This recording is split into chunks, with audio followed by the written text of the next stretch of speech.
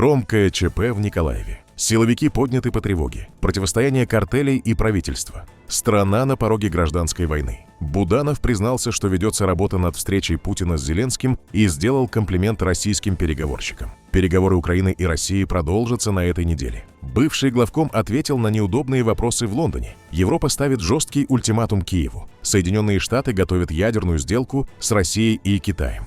Трамп выбирает себе преемника и балуется искусственным интеллектом. Что вы думаете по этому поводу, пишите в комментариях. Время начать. В Николаеве произошел взрыв на территории неработающей автозаправочной станции, сообщает Национальная полиция Украины. По предварительным данным, сдетонировало самодельное взрывное устройство. В результате пострадали 7 сотрудников патрульной полиции, которые приехали на пересменку и припарковали автомобили на этой территории. Двое находятся в тяжелом состоянии, врачи борются за их жизнь. Президент Владимир Зеленский сообщил, что рассматривается версия теракта. Прокуратура и полиция официально квалифицировали произошедшее как террористический акт. На месте продолжают работать следователи и взрывотехники, устанавливается происхождение устройства и все обстоятельства случившегося. В Днепре произошел взрыв в одном из районных отделов полиции. О случившемся сначала сообщили местные паблики, позже информацию подтвердила Национальная полиция Украины. По данным правоохранителей, взрыв произошел около 20:30 в административном здании в Амур-Нижнеднепровском районе города. Предварительно в одном из кабинетов сдетонировал неизвестный предмет. Пострадавших нет. Взрывной волной повреждены окна, мебель и компьютерная техника. Также получил повреждения автомобиль, припаркованный рядом со зданием. Во Львове суд избрал меру пресечения подозреваемой в совершении теракта в центре города. Ирина Саветина во время заседания расплакалась и заявила, что не знала о том, что закладывает взрывное устройство. Суд постановил отправить ее под стражу без права внесения залога. В результате взрыва погибла сотрудница полиции, еще 25 человек получили ранения. Следствие квалифицирует произошедшее как террористический акт. Глава Офиса президента Украины Кирилл Буданов заявил, что Киев рассчитывает провести новый обмен пленными с Россией уже на этой неделе. «Работаем над этим. Цифра будет значительной, больше, чем в прошлый раз», – подчеркнул он. По словам Буданова, очередной раунд мирных переговоров может состояться 26-27 февраля. 18 февраля в Женеве завершились трехсторонние консультации Украины, Соединенных Штатов и России. Буданов отметил, что дискуссии были непростыми, но необходимыми, а также прокомментировал возможность встречи Путина и Зеленского и стиль поведения российской делегации на переговорах.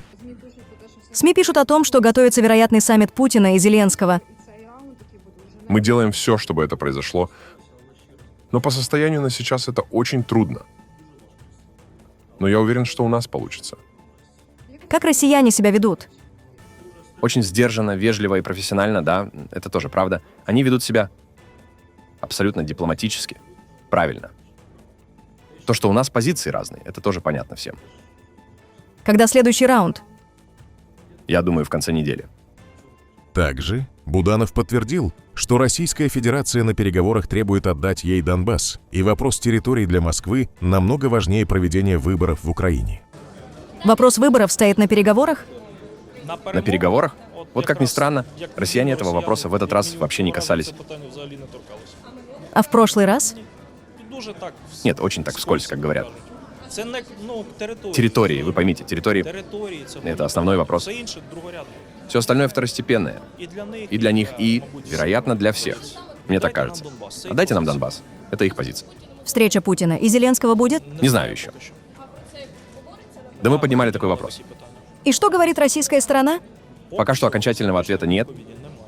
Владимир Зеленский обвинил западных партнеров в попытке избавиться от него через проведение выборов. Об этом он сказал в интервью BBC News. Вы постоянно поднимаете вопрос о выборах. Я сказал партнерам, вы решите одну вещь. Вы хотите избавиться от меня или провести выборы? Если вы хотите провести выборы, даже если вы не готовы сказать мне сейчас честно, то проведите эти выборы честно. Проведите их так, чтобы их признал украинский народ прежде всего. Посол Украины в Великобритании и бывший главнокомандующий ВСУ Валерий Залужный во время выступления в Чатхэм-хаус уклонился от ответа на вопрос о возможных президентских амбициях. Несмотря на то, что социологические опросы называют его потенциальным главным соперником Владимира Зеленского, Залужный предпочел не комментировать политические перспективы. Ранее в интервью Associated Press Залужный говорил о чувстве угрозы во время рейда силовиков в 2022 году и косвенно возложил ответственность за неудачи контрнаступления 2023 года на Зеленского. Мое имя появлялось в новостях чаще, чем изменения в лондонском прогнозе погоды. Честное слово. И порой с такой изобретательностью, что мне начинает казаться, будто существует отдел, который каждое утро просыпается с мыслью, что сегодня думает Залужный, даже если сам он еще не знает. Чтобы ответить на этот вопрос, мне следует пойти в один из замечательных пабов этого города и обсудить это там. Это, по сути, разговоры в пабе или баре. Плохо, когда вопросы внутренней политики Украины выходят на международный уровень. Так быть не должно. Это должно быть табу. Я говорил об этом неоднократно. Чтобы ответить на первый вопрос уважаемого корреспондента BBC, нам следует хотя бы понять, как можно разрешить ситуацию. И в нынешнем положении ничто не дает мне даже малейшего шанса подумать о том, что произойдет после войны. Когда она закончится, когда в Украине отменят военное положение, и вы начинаете думать о том, что такое военное положение, это очень необычная ситуация. И военное положение будет отменено, как только мы восстановим нашу страну. Только тогда мы сможем обсудить мое личное будущее. Владимир Зеленский сделал резонансное заявление в интервью оппозиционному белорусскому изданию «Зеркало». Он заявил, что Беларусь в будущем должна стать членом Европейского Союза, назвав это исторически справедливым шагом. По его словам, европейская интеграция Минска отвечала бы интересам самих белорусов. Зеленский также сообщил, что украинские силы уничтожили часть ретрансляторов, используемых для навигации дронов «Шахед». Однако, по его утверждению, Москва продолжает применять технологическую поддержку с территории Беларуси. Кроме того, он заявил, что НАТО должно рассматривать размещенные в Беларуси российские комплексы «Орешник» как легитимную военную цель. Я всегда относился с большим уважением к Беларуси, к белорусскому народу. Россия всегда хотела втянуть Беларусь в это. Втянуть людей, и чтобы люди, белорусы, военные и белорусы, воевали против украинцев. И уже нельзя сказать, как мне раньше говорил Лукашенко, после начала полномасштабного вторжения, что ракеты полетели, и они здесь стояли давно, и мы это не контролируем, и запуск не контролируем, и так далее. То есть сейчас у вас находится та или иная технология, та или иная техника, которая поможет и Украине, и сегодня всей Европе. Поэтому все это большой риск для Украины. Точно. И я считаю, что это большой риск для Беларуси. Не говорим о народе. Но тем не менее, когда ракеты летят, белорусы должны понимать, что погибают украинцы. И для них Беларусь в этот момент – это союзник агрессора России. Мексику захлестнула волна насилия, поджоги автобусов, магазинов, перекрытые трассы. По данным мексиканских властей, было установлено более 250 стихийных блокпостов в 20 штатах. Это напоминает гражданскую войну. Мексику охватили беспорядки за 108 дней до начала чемпионата мира по футболу. Десятки человек погибли в ходе столкновений силовиков и наркокартелей, сообщил CNN министр безопасности страны. Это все последствия ликвидации самого разыскиваемого наркобарона страны, Немесио Ассегера Сервантеса, известного как Эль Менчо.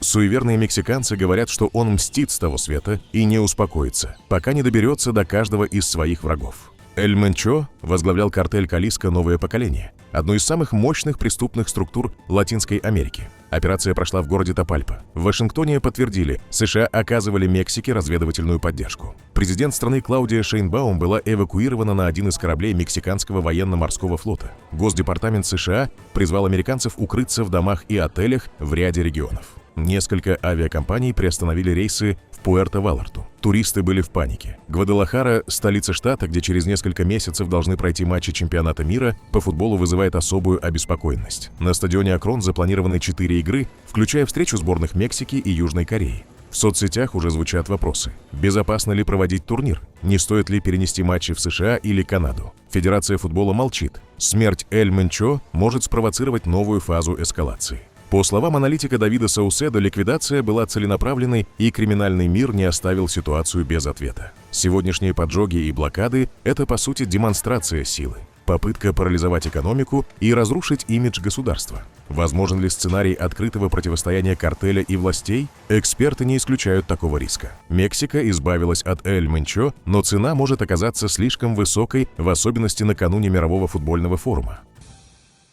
В Иране новая волна антиправительственных протестов. Студенты 5 университетов вышли на улицы в Тегеране и Мешхеде. Это новые демонстрации после волны антиправительственных выступлений, которую исламистский режим подавил с особой жестокостью. Тем временем США одновременно угрожают возможным военным ударом в течение 48 часов и собираются в четверг сесть за стол переговоров с Ираном в Женеве. А представители иранского правительства заявляют, что на переговоры не возлагают никакой надежды. Продолжение переговоров не принесет нам никакой пользы. Переговоры выгодны для нас, когда они приводят к результату. Наш народ находится под давлением и сталкивается с трудностями, вызванными несправедливыми санкциями, введенными против Ирана под предлогом ядерной проблемы. Поэтому разум, логика и мораль диктуют нам необходимость как можно быстрее отменить эти санкции. Премьер-министр Словакии Роберт Фицо заявил, что в случае, если Украина в понедельник не возобновит поставки нефти, он обратится к словацким компаниям с просьбой прекратить аварийные поставки электроэнергии Киеву. Соответствующее требование Фицо озвучил в видеообращении в воскресенье вечером. По его словам, Братислава оставляет за собой право на ответные меры в случае дальнейших перебоев с поставками энергоносителей. Завтра я посещу государственную компанию СЕПС и попрошу ее прекратить аварийные поставки электроэнергии в Украину. Если президент скажет нам, что мы должны покупать газ и нефть где-то еще, кроме России, даже если это сложнее и дороже, и мы теряем много денег, то мы имеем право ответить. Венгрия требует немедленного возобновления поставок нефти по нефтепроводу «Дружба». А до этого Будапешт будет блокировать следующий пакет санкций ЕС против России и решения, важные для Киева. Нефтепровод «Дружба» не подвергался никаким российским атакам. Сам трубопровод не пострадал, и в настоящее время нет никаких физических причин и препятствий для возобновления поставок. Вот и все. Это чисто политическое решение Украины. Это чистый шантаж Венгрии с целью изменить нашу позицию по отношению к Украине, членству в ЕС и всему подобному. Конечно, они скоординировали это с нашей оппозицией, поскольку мы находимся на этапе подготовки к выборам. Становится все более очевидным, что это открытый политический шантаж. Хорошо известно, что дипломатические отношения между Венгрией и Украиной достигли низшей точки. Украинцы требуют, чтобы Венгрия отказалась от российской энергии, давала деньги Украине и поддерживала членство Украины в Европейском Союзе. Более того, украинцы открыто угрожают венгерскому правительству и лично его лидерам. Сообщаю собранию, что национальное правительство не поддастся никакому шантажу. Договор о нераспространении стратегических наступательных вооружений, срок действия которого истек в феврале и продление которого добивается Кремль, может стать плохой сделкой для человечества.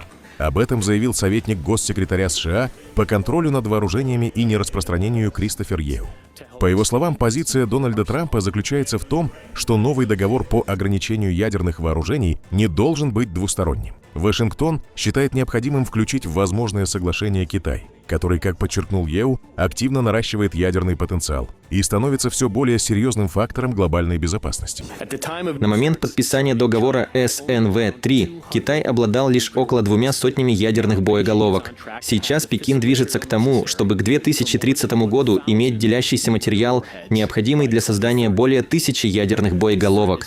Эта угроза усугубляется российской помощью китайским реакторам CFR-600, в рамках которой Россия передает в программу высокообогащенные урановые топливные сборки, способные производить делящийся материал, необходимый Китаю для расширения ядерной программы. Мы не могли принять предложение сохранить некоторые из основных ограничений договора СНВ-3, требуя от Соединенных Штатов ограничиться двусторонними ограничениями с Россией, особенно в условиях, когда Москва помогает Пекину наращивать потенциал по увеличению размеров своего арсенала и тем самым оказывает повышающее давление на потребности США.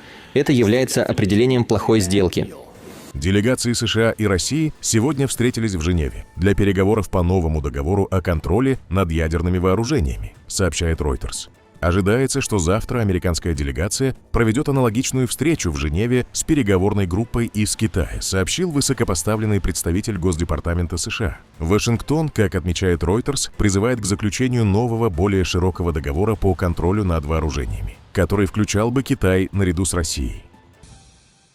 Дональд Трамп балуется искусственным интеллектом и продолжает публикации, посвященные победе сборной Соединенных Штатов по хоккею над Канадой. На новом видео он демонстрирует отменный дриблинг, дерется, оказывается на скамейке штрафников и лично забрасывает шайбу в ворота канадцев. Загляденье.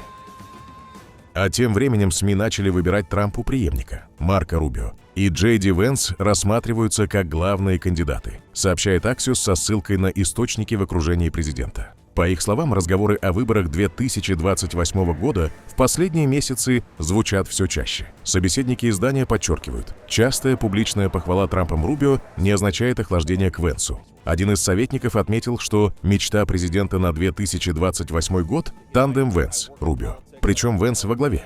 Однако Трамп был бы доволен и обратной конфигурацией. У Венса уже есть команда политических советников, готовых стать основой президентской кампании. У Рубио подобной инфраструктуры пока нет, но ранее он заявлял, что поддержит Венса в случае его выдвижения. Зоозащитная организация «Форпос» начала эвакуацию 3 животных из бывшего зоопарка Лухан в Аргентине, 2 бурых медведей и тигрицы. Решение назвали срочным из-за неподобающих условий содержания. По словам специалиста, 350-килограммовый медведь Гордо содержался в тесной клетке без доступа на улицу, а медведица Флоренсия была лишена естественной среды и стимуляции. Тигрица Флора страдает от серьезных проблем со здоровьем, включая вросшие когти. Медведей отправят в заповедник Белица в Болгарии, а тигрицу – в Центр реабилитации Фелида в Нидерландах. На кадрах видно, как животных грузят в специальные контейнеры и вывозят с территории закрытого зоопарка.